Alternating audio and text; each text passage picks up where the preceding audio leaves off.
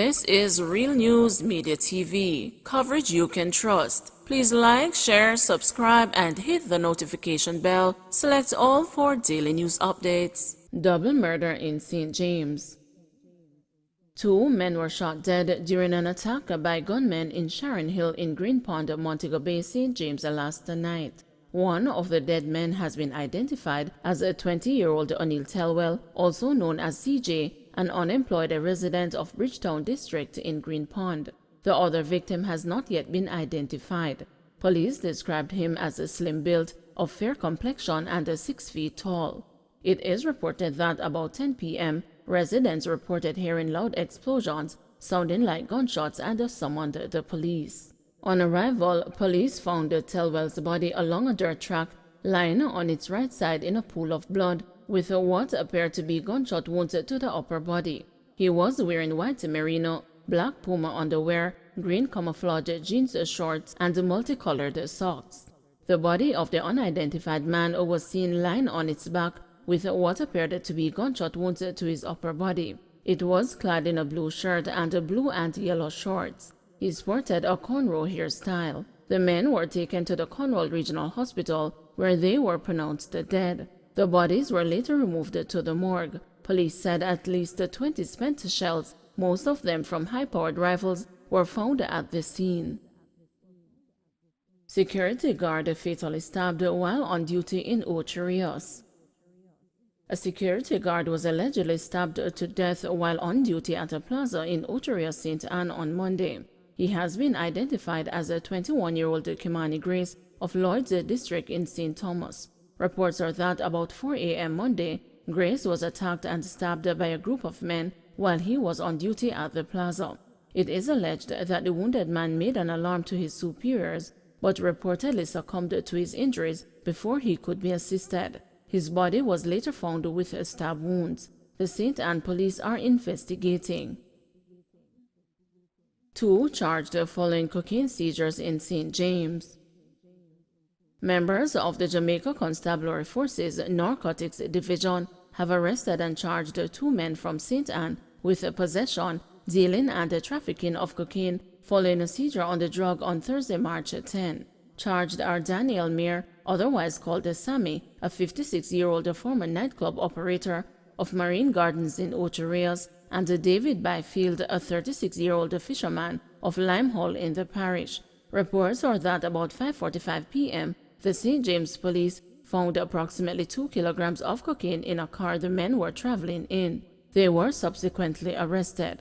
Byfield was also slapped with an additional charge under the Proceeds of Crime Act, as he was found with over $370,000 at the time of his arrest.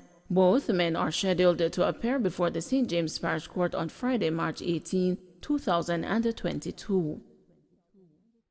Woman gets 2 years probation for making up story that she was raped. A woman who was charged with creating public mischief after the police said she falsely claimed that she was raped last year was given 2 years probation in the St. Anne Parish Court last Friday. The woman's identity is being withheld due to the nature of the case. She had pleaded guilty to the charges prior to her sentencing before Senior Parish Court Judge Michelle Salmon. Initial reports of the rape of the woman sparked a concern and a fear among many Jamaicans after details circulated on social media in January 2021. The woman was also reported missing and found days later, the social media report said at the time.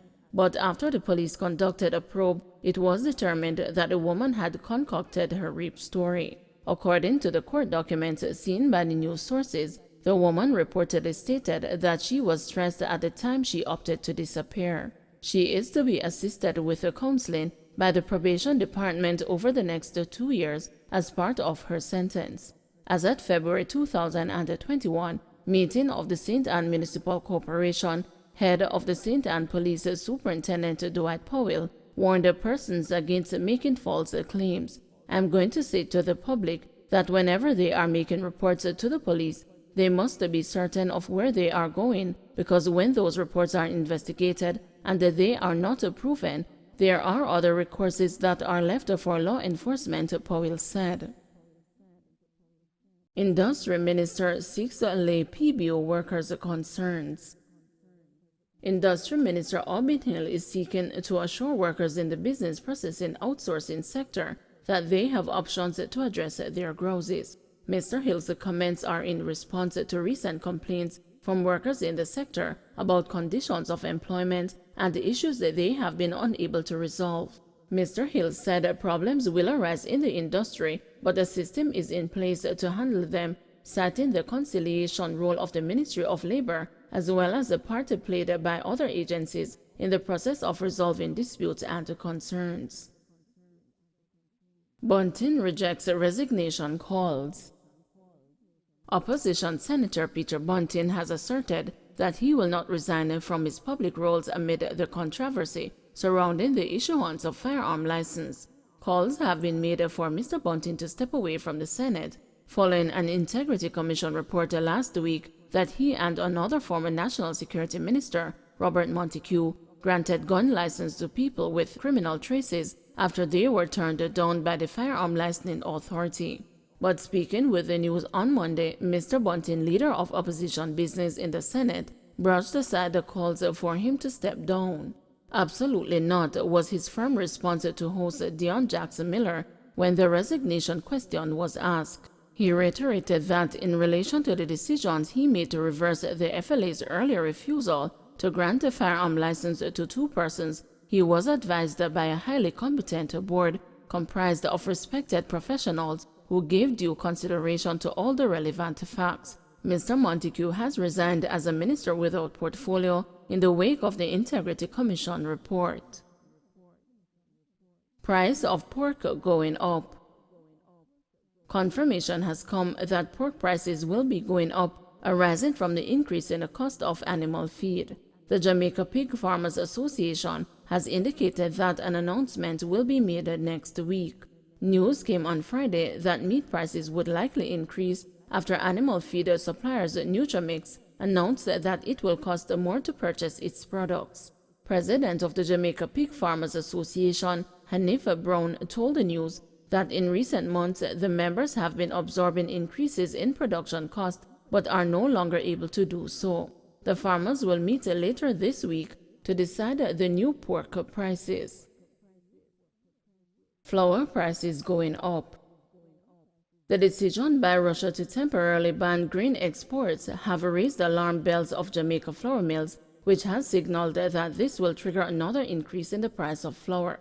Russia, which is the world's largest supplier of the input used in numerous products, announced on Monday that the ban is needed to secure grain for domestic consumers. The ban will continue until June 30. When contacted by the news on Monday night, Managing Director of Jamaica Flour Mills, Derek Nemard, said this will have major implications for Jamaica and other wheat importers. Mr. Nemard said the ripple effects of Russia's ban on grain exports could stretch into 2023. He disclosed that Jamaica Flour Mills and other members of the Caribbean Millers Association met on Monday to discuss the implications of the Russia ban on grain exports. Russia is a large global player in the wheat market. They supply upwards of 30% of global wheat. And those persons that they would normally supply will now look to other markets. They will go to the other traditional markets of the U.S., Canada, and South America, where the majority of Caribbean supplies come from. That will have its own logistical problems and obviously price increases because there will be a reduction in the amounts available to smaller entities. So even though we're not concerned about supply, because we will actually have supplies tied up, our bigger concern is at what price. And the longer the incursion, the war lasts in Ukraine, the worse it will be, because right now they're at a period where they're close to harvest. If they can't get the harvest out and into the marketplace, then that's going to increase the demand for other players to supply that grain. The problem will be further exacerbated by the fact that if they then prolong even further, then they may miss a growing cycle, which means that they will be out of wheat for another year. So we could see this lasting not just weeks or months, but maybe into next year this time. The Caribbean Millers Association is made up of all the flour millers within the Caribbean. So within CARICOM, there are a number of different Caribbean flour millers. So Suriname, Guyana, Trinidad, Barbados, Grenada, everywhere. We met today to speak about logistics and about pricing, because the concern isn't just with Jamaica, obviously it is with the entire Caribbean. Don't forget to like, share, subscribe, and hit the notification bell. Select all for daily news updates.